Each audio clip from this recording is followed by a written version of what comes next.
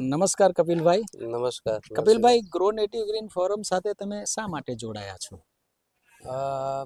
મને એક વખત કોઈ વૃક્ષો વાવતા હતા ને, અમે છે ને પાર્લેક ગાર્ડનમાં અમે રોજ જ જઈએ, યોગ કરીએ, પ્રાણાયામ કરીએ અને સૂર્ય નમસ્કાર કરીએ. તો એક ભાઈ રોજ આવતા હતા અને ગાર્ડનમાં એકલા હાથે વૃક્ષો વાવતા હતા. તો અમે રોજ જોતા હતા. પછી અમને એમ થયું કે ભાઈ આવીને જતા રહેશે, પણ એ ભાઈએ પોતાનું કન્સિસ્ટન્સી ચાલુ રાખી અને રોજ જ આ કાર્ય કરતા હતા. એટલે અમને એમ થયું કે હવે અમારે પ્રકૃતિ પ્રત્યે કંઈ કરવું જોઈએ. અમે સેવા ભાવ તો પહેલેથી છે જ, કે અમે ખેડૂતના દીકરા છીએ અને પ્રકૃતિ પ્રત્યે પહેલેથી પ્રેમ છે. પછી અમને થયું કે ચલો આ ભાઈને આપણે મદદ કરીએ. અને એ ભાઈ નરસિંહભાઈ તમે જ છો. અને પછી અમે જોડાણા તમારી સાથે. અને એક અંદરથી એક એવો ભાવ પહેલેથી હતો કે આપણે જૈનમાં ત્યારથી પ્રકૃતિ પાસેથી કંઈનું કંઈ લઈએ જ છે. આપણે શ્વાસ લઈએ છીએ, જમીનમાંથી ખોરાક લઈએ છીએ, પાણી લઈએ છીએ, પણ આપણે પાછું કંઈ એને કેવી રીતે આપવું, પાછું આપવાનું આપણી પાસે કંઈ શું માધ્યમ હોઈ શકે? તો વૃક્ષારોપણ અને વૃક્ષ ઉછેર અભિયાન એક એવું માધ્યમ છે જેનાથી આપણે પ્રકૃતિને કંઈક પાછું આપી શકીએ. એ હેતુથી હું આ સંસ્થા સાથે જોડાયેલો છું. કેટલા સમયથી જોડાયા છો તમે? હું વર્ષ 2017થી હું આ અભિયાનમાં જોડાયો છું. અચ્છા. અને આજે 2025 છે. ગુડ. તમને આ અભિયાનમાં જોડાયા પછી આમ કેવી મજા આવે છે?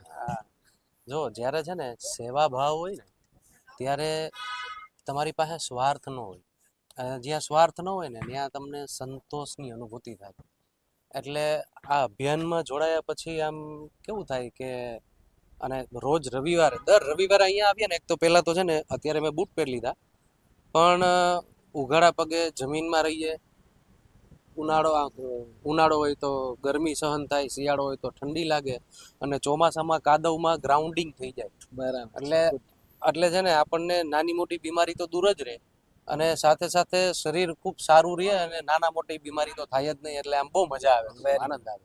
કપિલભાઈ, હવે આ અભિયાનમાં જોડાયા પછી તમને કંઈક પ્રકૃતિ પ્રત્યે વિશેષ લગાવ લાગ્યો હોય, નવા નવા ઝાડ ઓળખતા થયા હોય, એવો કંઈક અનુભવ છે ખરો તમારો? હા, છે 100%. હું છે ને અમે નાનપણથી આપણે જે મોટા થયા હોય, ખેતરે જતા હોય કે ગામડે રહ્યા હોય, પછી થોડા નગરમાં આવ્યા હોય, પછી સિટીમાં આવ્યા. સુરતમાં તો 2004માં આવ્યા, પણ એ પેલા ગામડે જ રહેતા હતા.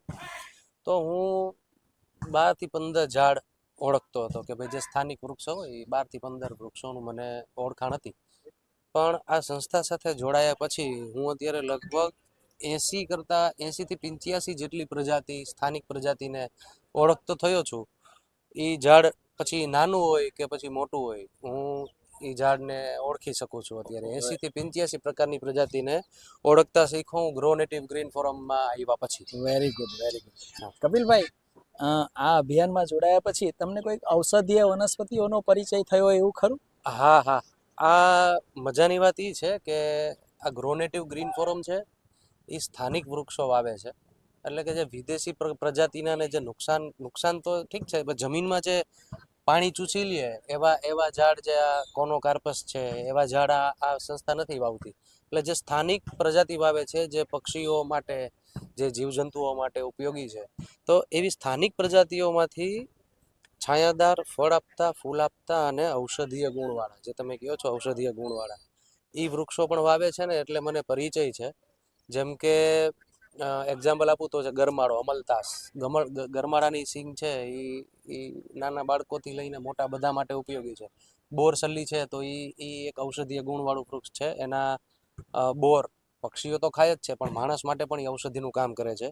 પછી કાચનાર છે. કાચનાર જેને છે ને ઘણા લોકોને શરીરમાં ગાંઠ થઈ ગઈ હોય, જે ઓગળતી જ ન હોય, પણ કાચનાર એવી એક એવું વનસ્પતિ છે જેના પાનનો પાવડર કરીને લેવામાં આવે ને, તો વધીને મહિનામાં, એવું કહેવાય છે, આયુર્વેદમાં લખ્યું છે કે મહિનાની અંદર જ એ ગાંઠો ઓગળી જાય છે. અને એનો પ્રયોગ અત્યારે એક અમારા પરિવારમાં ચાલુ પણ છે, એક ભાઈ પર.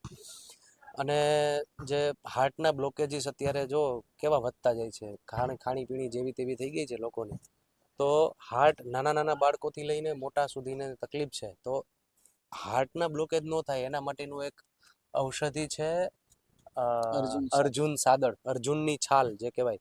તો આપણે એમ સમજો ને કે ભાઈ અત્યાર સુધીમાં નહીં તો 2000 થી વધારે આપણે 2000 તો આ વર્ષની વાત કરું છું, આપણે અર્જુન સાદળ વાવી દીધા છે. ગુડ. તો અર્જુન સાદળ આપણે વાવીએ છીએ ને આપણા અર્જુન સાદળ જે મોટા થયા છે એની અત્યારે આપણે છાલ પણ લઈએ છીએ અને અમે ડિસ્ટ્રીબ્યુટ પણ કરીએ છીએ. એક શિયાળાના 4 મહિના અર્જુનની છાલ ઉકાળો લેવાનો હોય છે તો આપણે એ લઈએ છીએ. એટલે અમુક ઘણા બધા એવા વૃક્ષો છે, મેં તો તમને 4 જ નામ આપ્યા, પણ એવા બહુ બધા વૃક્ષો છે જે આપણે ઔષધીય ગુણવાળા વૃક્ષો આપણે વાવીએ છીએ.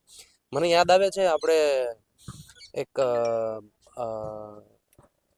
એક એક આશ્રમ શાળા છે ત્યાં આપણે કઈ આશ્રમ શાળા છે ચાસવડ. ચાસવડ આશ્રમ શાળામાં આપણે દક્ષિણ ગુજરાતની એક સારામાં સારી ઔષધ વન બનાવ્યું છે. યસ. બરાબર, દક્ષિણ ગુજરાતનું જે લેન્ડસ્કેપિંગ કરીને ત્યાં એક વખત કોઈ રૂબરૂ જાય ચાસવડ આશ્રમ શાળામાં, ખાસ કરીને જવા જેવું છે. ત્યાં દક્ષિણ ગુજરાતનું સારામાં સારું જે કહેવાય ને સૌથી વધારે પ્રકારની ઔષધીય વનસ્પતિઓનું એક વન બનાવ્યું છે. ત્યાં ખરેખર જવા જેવું છે. ખૂબ ખૂબ આભાર, ધન્યવાદ કપિલભાઈ તમારો. ગ્રો નેટિવ ગ્રીન ફોરમમાં જોડાયા પછી તમને ખૂબ ઉત્સાહ અને આનંદ સાથે તમે કામ કરી રહ્યા છો અને તમને ઘણા બધા બેનિફિટ્સ ફાયદાઓ થયા છે, જેવા કે તમે વૃક્ષ ઓળખતા થયા છે, ઔષધીય વનસ્પતિ વિશેનું તમારું નોલેજ વધ્યું છે અને વિવિધ જગ્યાએ જવાનો મોકો મળે છે, ફોરેસ્ટ વિઝિટ કરવાનો પણ મોકો મળે છે. અને ગ્રો નેટિવ ગ્રીન ફોરમમાં તમે જોડાયા બદલ તમારો ખૂબ ખૂબ આભાર અને અમારી સાથે જોડાયેલા રહેજો. ધન્યવાદ, આભાર. આભાર Thank you. અને ધન્યવાદ. એવું કહેવા માંગીશ કે હું આ સંસ્થામાં જોડાયા પછી મારા જે ગ્રુપ સર્કલમાં મિત્રો છે કે સગા સંબંધીઓ છે એ લોકો અવારનવાર અમારા સ્ટેટસ અથવા સોશિયલ મીડિયા પોસ્ટ ઉપર ફોલો કરતા હોય, જોતા હોય, તો એમના પણ મેસેજ આવતા હોય કે ભાઈ અમે આવી નથી શકતા પણ અમારે કંઈ ને કંઈ યથાશક્તિ યોગદાન આપવું છે, તો મારા મિત્ર થકી કંઈક યોગદાન મળી રહ્યું છે. એક મારા મિત્ર છે, એમના પપ્પા ઓફ થઈ ગયા કોરોના કાળમાં, તો એને કેવું હતું કે ભાઈ મારે છે ને મારા પપ્પાના નામનું ઔષધ એક વન બનાવવું છે, ઔષધ વૃક્ષોનું વન બનાવવું છે. તો એના માટે આપણે 2210 ઝાડ વાવીને ગ્રો નેટિવ ગ્રીન ફોરમે એના પપ્પાના નામનું એક વન બનાવેલું છે. ત્યાં ખંજરોલી ગામમાં આપણે વન બનાવેલું હતું. બીલીપત્ર પણ એમાં આપણે ઘણા બધા વાવેલા હતા. તો આવી રીતે ઘણા બધા લોકોને એવો ભાવ થાય છે અને લોકો જોડાતા જાય છે. સગા સંબંધીઓમાં, મિત્ર સર્કલમાં, અમારા પાડોશીઓ ઘણા બધા લોકો આવે છે અને આપણી સંસ્થા સાથે જોડાય છે. તો આપણે લોકોને કહીએ, આગ્રહ કરીએ, આપણે એકલાથી આ પ્રકૃતિનું કામ એકલાથી કોઈ દિવસ ન થાય.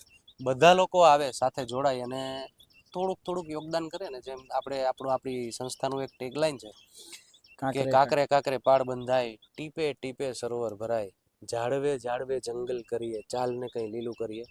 તો થોડુંક યોગદાન, જેમ આપણે શ્રી રામ ભગવાન જ્યારે શ્રીલંકા સુધીનો માર્ગ બનાવતા હતા ત્યારે ખિસકોલીનું પણ કંઈક યોગદાન હતું. એવી જ રીતે જો માનવજાત પણ આવું યોગદાન કરતું થઈ જાય તો સુરતને અને સુરતની આજુબાજુની જગ્યાને હરિયાળી બનાવવામાં કોઈ બાકી નહીં રહે. અને સુરત પછી ગુજરાત અને ગુજરાત પછી ભારત આખા ભારતભરમાં આપણે આ અભિયાનને લઈ જશું. અને આજ મારી વાત સાથે વિરામ આપું છું. ખૂબ ધન્યવાદ કપિલભાઈ. ગ્રો નેટિવ ગ્રીન ફોરમ સતત પ્રયત્ન કરી રહ્યું છે વૃક્ષારોપણ કરતું અને વધારે વૃક્ષો વાવવાનું. આ વૃક્ષો વાવવા માટે કોઈએ પણ અમારી સાથે જોડાવવું હોય અને પોતાનું તન મન અને ધનથી કંઈ પણ યોગદાન આપવું હોય તો ગ્રો નેટિવ ગ્રીન ફોરમમાં તમે મારો સંપર્ક કરી શકો છો. મારો મોબાઈલ નંબર છે 9408554969. મારું નામ છે નરસિંહ જિંજાલા. તો તમે અમારી સંસ્થાને સહયોગ આપવા માટે અમારો કોન્ટેક્ટ કરી શકો છો. નમસ્કાર, ધન્યવાદ.